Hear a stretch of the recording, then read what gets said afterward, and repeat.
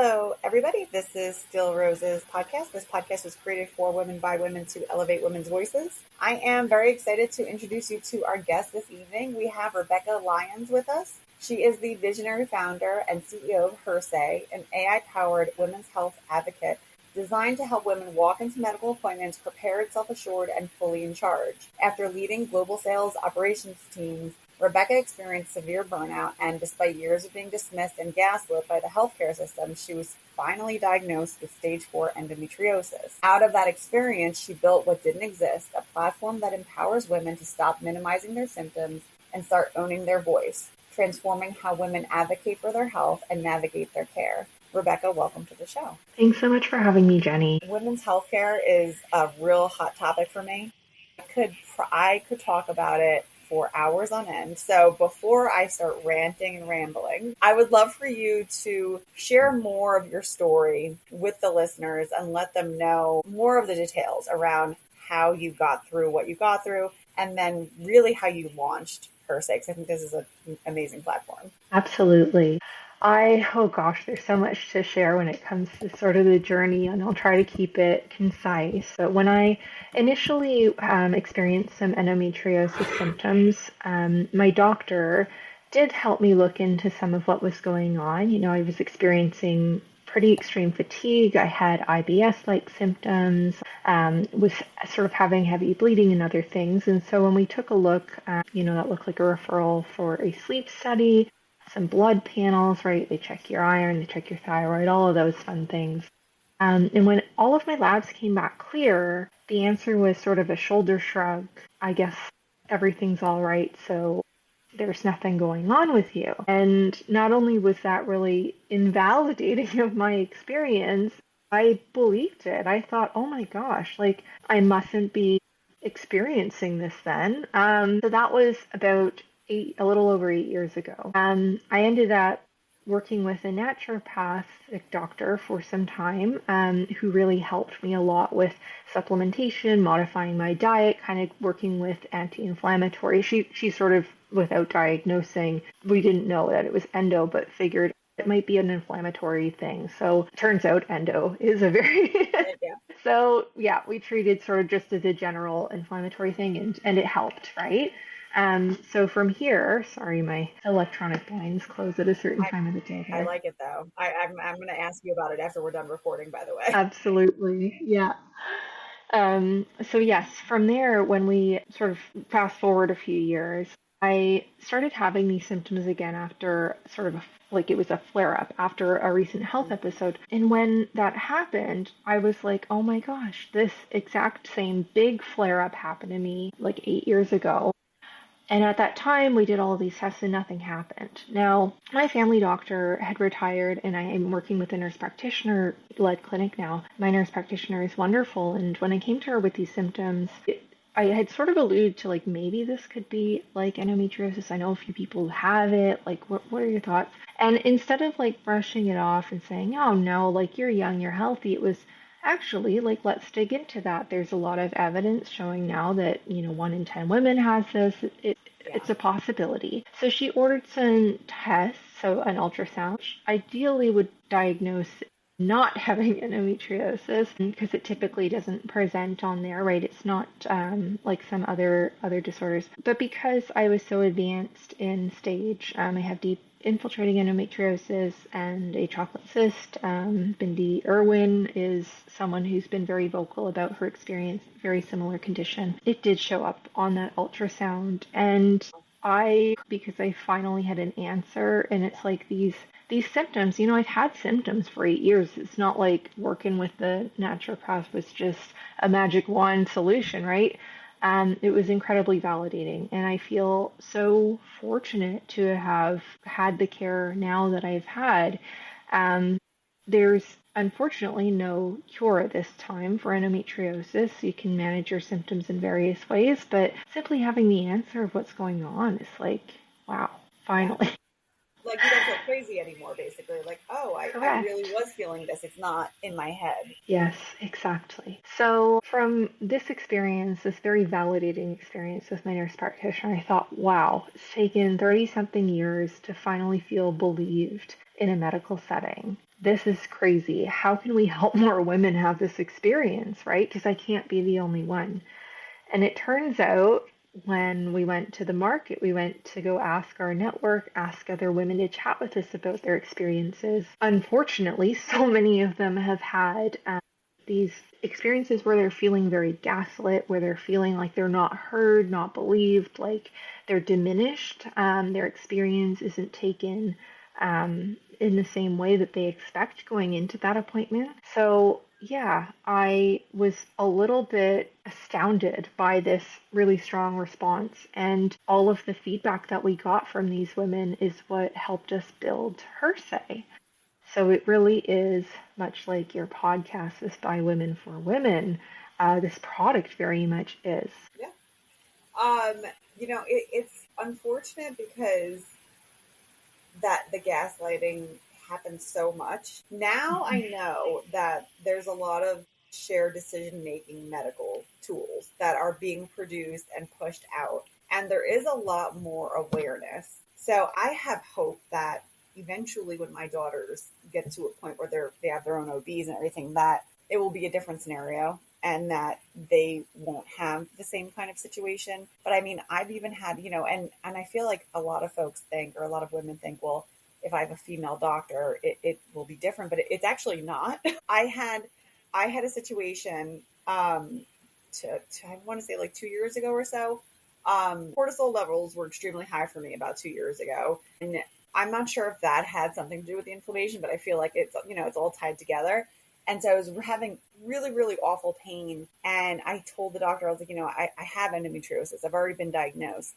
And it was very frustrating. She was like, oh no, well, you still have to go get the ultrasounds done. We still have to do all these ultrasounds. We have to check all these boxes off. And I was like, well, actually, I'd really like to have the surgery where they just clean it out. Like that worked well last time. She was like, no, let's not do that. Let's do a full hysterectomy. And I was like, what? I'm like, not that I'm not having any more kids or anything like that, but that's such a major surgery in my opinion. Now I will say this, that's my opinion. It rattled me a little bit and I took a step back and my insurance couldn't cover it properly. All the reasons why women wouldn't go for surgery. It was like insurance wasn't covering it all the way. The finances on my side for my job, like they couldn't cover me being out of the office. All of these reasons like stacked up. But what really stands out from the whole scenario was the way that my OB handled the situation with me and was almost like I was having all this pain. So we're having the whole like hysterectomy conversation, but I was also feeling immensely fatigued. I just was not feeling well.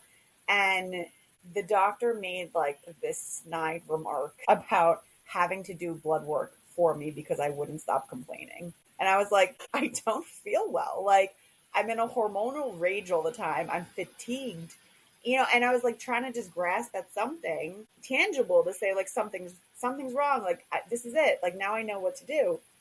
And in the discussion, she pulls my blood work out after she makes this snide remark. And then she goes, oh, you're anemic. And I was like, are you going to sit there and point a finger at me and punish me and make me feel bad for pushing to have blood work done when you did in fact find something and now I can deal with it? So that happens so much. And I'm well enough informed to know, like to push back on certain areas, but a lot of people aren't. And it's very frustrating to hear like women in my family saying like, oh yeah, I went to the doctor and he just said this. So I went home and I just took the medicine. And I'm like, but you didn't ask, X, Y, and Z. And they're like, well, no, the doctor said it. So it's, it's that whole scenario is very frustrating. It can be very frustrating, I think, across the board. So I think it's really, truly amazing that you're doing this service really born from what you experience. So I think it's stage 4 endometriosis, like, and obviously I have endometriosis too. So I do understand like that element of it. So outside of your diagnosis and developing HerSay, prior to that, I know that I think you were in corporate, you were in sales, and you had noted that you had experienced pretty severe burnout. I talked about it in your bio. Do you think because of the position that you were in, you were less likely to raise a hand and say like, I feel bad, I don't feel well, and I need to get help? Like I feel like it's almost all intertwined, and I wanted to get your thoughts on that. Absolutely. I think there's a lot that we take on as women from a burdensome standpoint. I really pushed through when I was suffering, not just, physically, but mentally. I was struggling really a lot with burnout. I was always the person to say yes to taking on that extra project, taking on that extra team. When my team ended up kind of becoming the team that when no one else could figure out how to do something or no one else wanted to do something, we ended up, kind of taking that on. So we figured it out. I'm a very solutions oriented person, took on sort of a lot of wonderful digital transformation project that was nowhere within the scope of my role, but really enjoyed that process. And sort of the more I took on, though I felt fulfilled in the skills that I was learning, in how I was growing in my career, of course, the more you take on, the more your plate gets full, and eventually you can't actually handle more on your plate and it's going to overflow. There was a time where I had gone through multiple miscarriages. My dog passed away. My grandmother passed away 4 months in a row. My husband literally called me. I was about to get on stage at this huge company meeting in this merger acquisition scenario that had happened. It was the first time all of the teams were together. He calls me at 5 minutes due on stage and says, "We need to make a decision about the dog. We need to either put her down or have a surgery." Like, it was a terrible situation. And I told him, "I can't make this decision right now. I'm going on stage in 5 minutes." Hung up the phone, did my thing, didn't tell anybody, and then called him after to make this decision. Like, it's just crazy, the things that we need to do to push forward, right? It was really incredibly, like, stressful dealing with all of these things on top of being that top performer at work, on top of keeping the home together, right? On top of being the friend and the family member. It was, I don't even know how I did it and how I coped. And when I got pregnant with my daughter, so I had that 4 month of crap, and then finally that fifth month she was conceived, and I was like, oh my God, this is what I need. This is going to work. This is going to be great. And I had a wonderful pregnancy. Towards sort of that end, I knew I needed to start to think about what change might look like in my life. I really wanted to have time to spend with her. And I didn't want to be this burnt out shell of a person because I didn't think I would be able to show up as her mom the right way, right? Yeah. So, Yeah. yeah, that's part of what I would say inspired the entrepreneurial journey as well. Just trying to build something that will make the world a better place, not just for myself, for my daughter, for my friends, for my family. I like what you said there, self-reflection around you had a pause moment. You went through all these months of like really bad things and things just really traumatic and going through all that emotions. And then you finally conceived. And especially in your scenario, if you had difficulty conceiving and keeping the pregnancy, that must have been such a major moment for you to be like, hold on, I'm getting this blessing. I need to step back and I need to really take care of this beautiful blessing because it's like a miracle when things like that happen. Absolutely. It really is. And it's almost a miracle when it came into play. You have all these losses and then you have this win here. That's like, I'm going to be this light in your life now, which is such a beautiful thing. I reflect a lot on when I was pregnant with my kids and when they were little. I remember in the moment feeling jealous of other women who were having pregnancies and having their babies and where they were solely focused on their baby and being in the moment and enjoying all the little milestones because and I know I did it to myself, so there is really no one to blame but me, but I felt very much like I rushed through the entire thing. Like I was always trying to get to the next thing. What's the next thing? What's the next thing that I have to do? Once I get that done, then I'll be able to relax. And that time never came. Mm-hmm. And now, like, I look back, my husband will get like, not mad at me, but he's like, please, Jenny, don't do this tonight. We'll all start looking at videos and I'm like, oh, do you remember? And they were this small and I don't remember. We were in such a rush. And my son was born in 2016. I had twins in 2017. So from 2017 on, it was it was very much a whirlwind. And I remember watching, my family members that were having babies, and they were so like, excited about the baby and excited about the moment. And I was just trying to survive, it felt like the entire time. So I want to acknowledge what you did there, because prior to her coming, you're like, I'm going to be ready for that. I'm going to be emotionally prepared, and I'm going to pull this burnout out. Because that was the other element as well that I'll share, is that when they were infants, I felt like I had to double time it. Like that's like the normal corporate woman response. You have a child and you feel like you have to apologize for having a child. Absolutely. You must have seen that all the time, by the way, on the other side of being Yes. like, I don't want to do that. Yeah, absolutely. There was a definite like feeling of gratitude the entire time. I'm very fortunate to have had a very, very easy pregnancy. I loved being pregnant. It was great. I did have a little bit of that, everyone goes through that period of matrescence and trying to figure out who this new person is, not just the baby, but yourself, right? And it wasn't smooth sailing by any means. It never is, especially with a newborn. And I really struggled with my identity as a person. Having been that overachiever, I was so attached to my identity being where I was in my career and how I was moving up in my career. And now all of a sudden it felt like that no longer mattered. Like this mattered so much more, but I didn't know how to be. Much like yourself, like kind of chasing the next thing wasn't my challenge. It was more figuring out how to be a mom and feel confident as a mom. It was the confidence piece that was lacking for many, many months. I would say until about 8 months along, that was when I started to feel like, okay, I think I've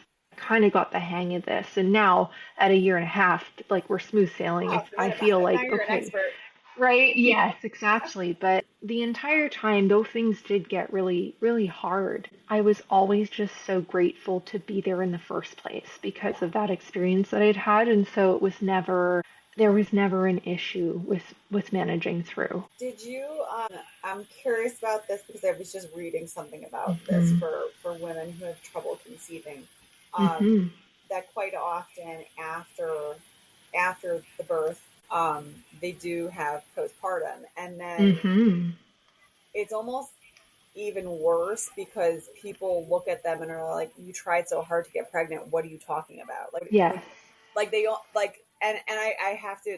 Part of the reason why my head goes here is because I had that exact reaction Hmm. many years ago, before I had kids, before I met my husband. A friend had a baby, and she explained to me like that she was going through postpartum. I had no idea about what this really entailed, and I remember in my head thinking to myself like, oh, you're just looking for attention. And now I feel like sick even saying admitting that, because I'm like, holy garbage. Like when I was a person who did this. Like I was a person who permeated the problem. So I was curious if you experienced anything like that after you had your daughter. Absolutely. I struggled with severe postpartum anxiety.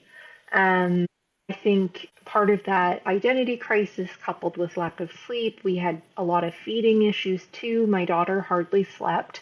I think because we figured out later on she's probably hungry all the time.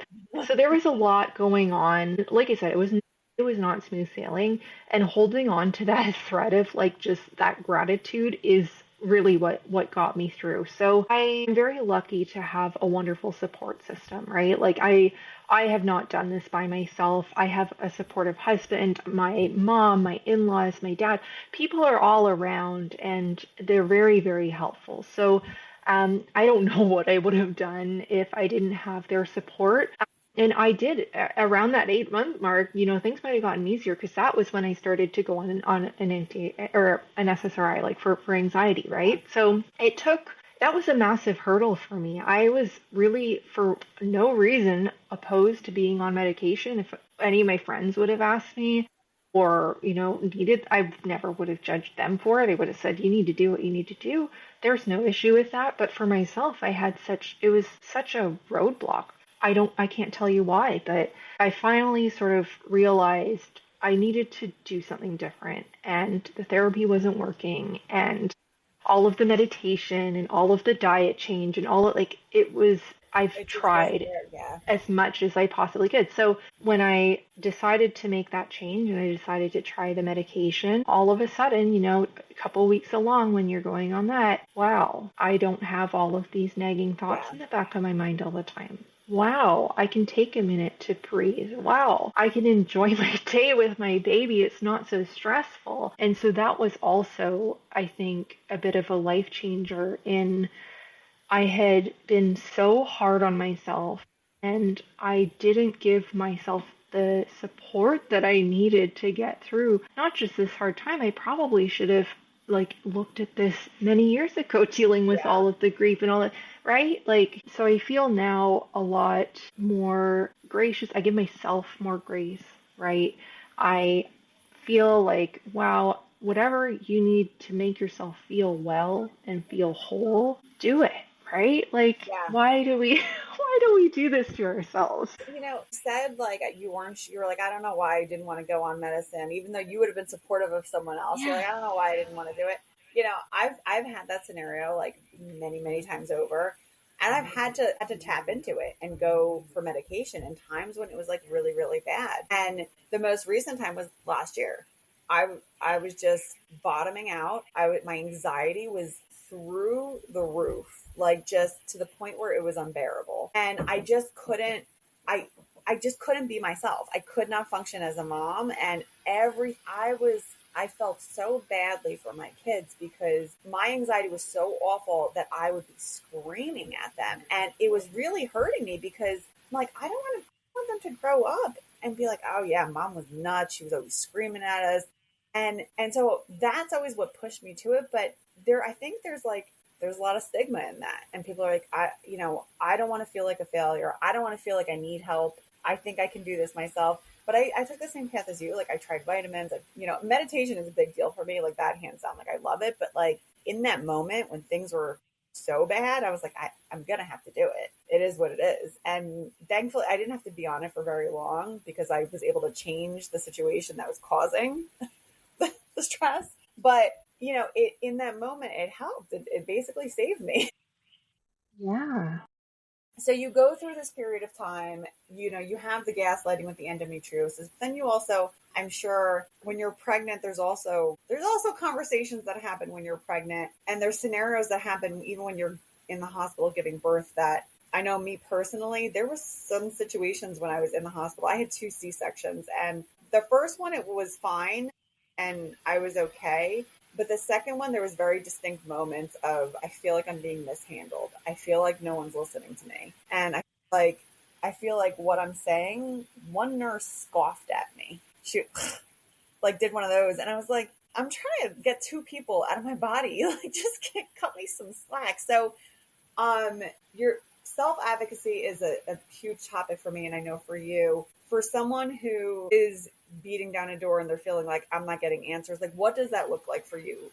We had her say, and we'll be able to obviously tap into that once it's fully developed. But what does self advocacy mean to you? Yeah, absolutely. I think self advocacy is really about making sure that you're feeling confident and like you're in control in every moment, right? So when it comes to our health, there's a little bit of this narrative that we tell ourselves where we put the onus on the doctor to be in charge of our care. And as much as they are, that's their job.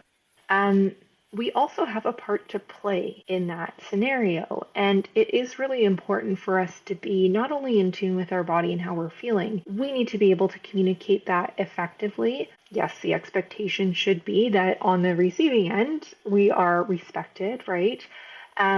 But it needs to sort of start with the patient, right? So, patient first. I'm really sorry to hear that you went through that experience, and giving birth is never an easy situation.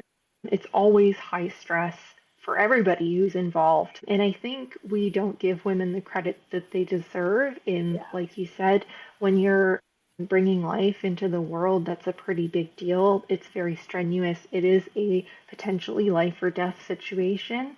And we need to make sure that we're very respectful of what the mother needs in the moment, right? Sometimes that is more on the emotional support side than anything, right?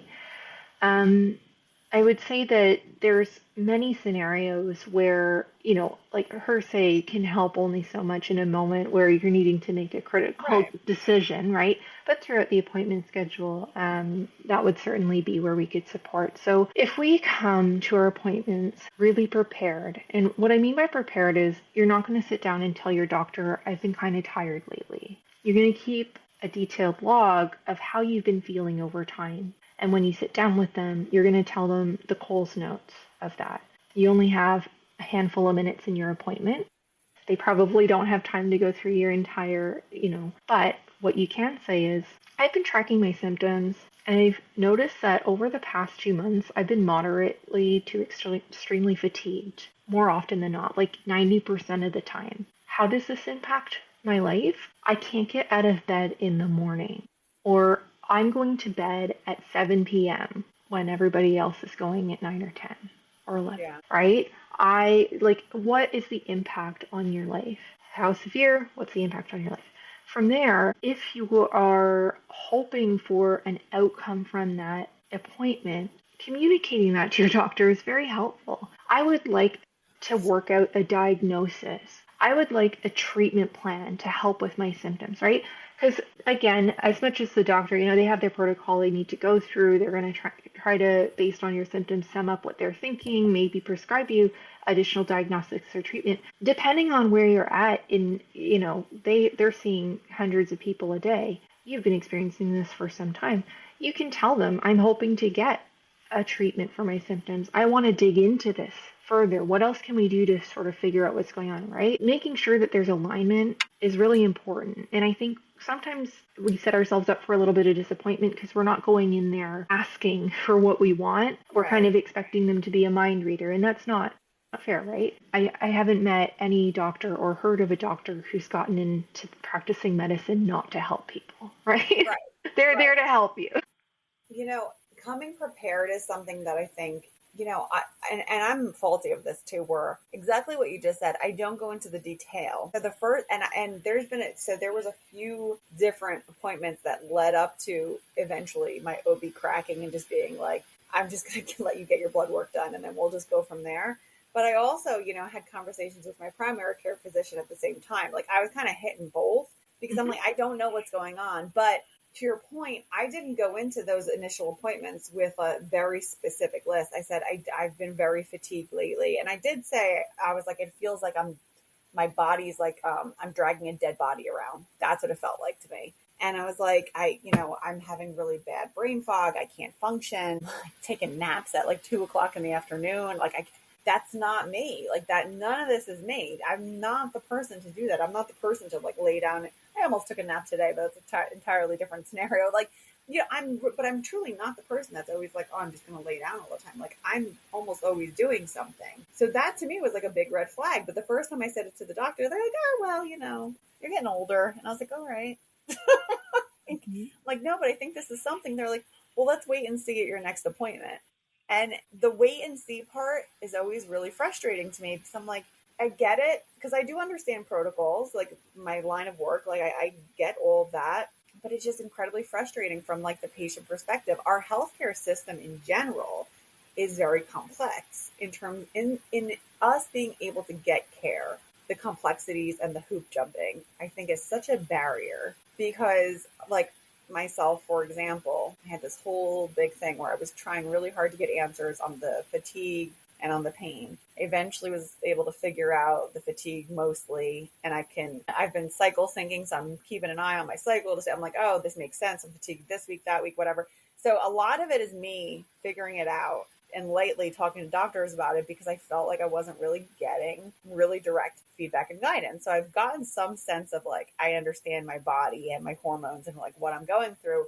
But on a larger scale, like a more major issue, if you're younger, or if you're having like actual major problems and you go to the doctor and they're just like, well, let's wait and see what happens, you're going to end up you're not going to go and you're going to miss appointments. And then your health is at risk because of this. So I'm glad that you Exactly. are using what you went through to really address something that's a pretty large barrier for women all over the place. It's a pretty big deal. Absolutely. And I really hope the listeners are sort of hearing your story of being persistent, because that is a part of it. I'm not going to say that HERS is the be all and end all and it's going to get you all Right. your answers, because it does depend on the practitioner. And you are allowed to push, you are allowed to ask for a second opinion, you're allowed to ask for additional diagnostics, you're allowed to disagree. You're allowed to disagree with your Yep. treatment plan. Like all of these things, we tend to sort of shrink in those moments and just take what they say at face value, even when we don't agree with it. And when it comes to your health, you are the only person who knows yourself and how you feel. You're the only person who understands your actual baseline. And just because something doesn't come up on the labs that were run doesn't mean they might not come up on a different panel, or it doesn't mean that it's related to something to do that with a blood Yes. work, right? Like endometriosis doesn't show up on blood work, right? So I think there's you want to understand that there's validity in your feeling, and you're allowed to push. You're allowed to ask, have as many appointments as you need until you get answers, and don't take no for an answer if you know that there's something going on. There Yeah. are too many women who have had worse outcomes because they're not listening either to their bodies, or they're not pushing back when they unfortunately need to. And there's no reason in 2025 that we should be in this position. Yeah. Honestly, 100%. When I had my endometriosis diagnosis, well, one, I didn't realize what I was being diagnosed with. There's that. But it was by mistake, because they thought my abdominal pain was something else. And they went in to get that something else, and it turned out it was endometriosis the entire time. So it's, unless you push, you're really, really not going to get an answer. And I've said that, on many, many episodes, like, you really have to be your own advocate. And in a position of a woman who has children, you also are your kids' advocates too. So it's time to really pony up. Like, as hard as you would fight for your child, you have to fight for yourself. Yes. And honestly, even saying it out loud, like, I also want to admit, I quite often didn't fight for myself until like recently, because Mm-hmm. me being a priority wasn't a big deal. So it's taken me many, many years to get to a point where I'm like, I am a priority. I'm important here. My husband will say to me, and because he pushes me more to take care of myself than like anybody else. And he's like, you don't understand. Because he makes this scenario. He says, you're the ship. If the ship goes down, we're all going down with you. You have to Mm-hmm. take care of yourself. You have to step back and help yourself out. At my age, I'm in my early 40s. He's like, I need to start building muscle mass. I need to think about bone density. Like, there's all these other things that like come into play into your 40s and into your 50s that you have to be mindful of, because you don't get younger. Your body starts to, everything that you did in your 20s starts to come out in your 40s, and then you have to deal with it. I had a table dropped on my foot in my early 50s, and I just kept going because my kids were little and I had to get them to daycare and I had to get to work and I had all these things. And I apparently have nerve damage in my foot and I can't feel part of my foot, but I never got it taken care of. So now in my 40s, though, I'm having problems now with my foot because I did this thing and I never acknowledged it. So I want to just share that for a minute, because I was very much a person that was like, oh, it'll be fine. I'll heal. It'll be okay. And I didn't pay attention. And now there's things that are happening that I'm like, oh my God, I know why this is happening. I should have gotten help sooner. I should have done something. So I do want to take a beat to tell the listeners, like, please be mindful of your health. And the Mm-hmm. sooner that you start taking care of your body and paying attention to what's going on, the more it will be better for you later on. That's such an old person thing to say, but it's so true. It's very true. Yeah, absolutely. And I think there's so much that as women we tend to push off. We're the caregivers. We have so much on our plate, no matter who you are, right? There's a lot. And you do really need to put yourself first, because yeah, you are the ship. So I like that analogy. He says it to me all. He's like, you need Hmm. to do. I'm like, hey, take it easy. So one more thing I have for you that I'd like you to talk about a little bit. Being the position that you are in, you're developing this, it's an app, right? Per se, it's going to be Correct. an app. Okay. So you're developing this app for women to download that we can use to help us advocate for ourselves. So that's like a big deal to me in itself. You had this high powered position that caused this tremendous burnout. How have you changed how you're showing up as an entrepreneur in your workplace and leading almost by example, because you're going to be leading through Hmm. your daughter and showing her, like, how have you shifted as a person based on all these experiences that you had. Yeah, absolutely. I am still very much a high caliber person, I must say. I do still tend to take maybe too much on, but I am enjoying every minute of everything I'm doing. And I think I do need to constantly remind myself to take that step back and spend the time with my daughter while she's young so that I enjoy the moment, that I get out with my husband and we have a social life, right? Like, I do sometimes need to, but a lot of that comes from just scheduling it in the calendar and sticking by the schedule. If I'm taking meetings within a certain amount of time, don't budge on that. Don't add a Right. few kids. Yeah, I did that by accident one week, ended up with a week full of meetings all over again, and they didn't all need to get done that week. I just overextended myself again. So I'm not perfect in taking my own advice, but I am trying. I really think my daughter has grounded me a lot in like that time is so short. My time with her, right, at the stages that she goes through as she grows, that time is so short. My time here as an entrepreneur and a mom with a young baby, like this is very temporary. Yeah. And it's great when you're looking at the things that maybe you don't really want to deal with. That's temporary too, right? When I was dealing with the newborn stage, I knew that that was temporary and that's how I got through it, right? But you really want to hold on to those moments that are temporary and fleeting. And yeah, I think putting the perspective of like enjoying your time while you're here because you don't even know how long you've got here, right? That's really what helps me keep balance. I like that because you're rewiring yourself basically Yes, yes. to show up differently, and you're recognizing like in this moment I have to be present in this moment. And so, and you will falter.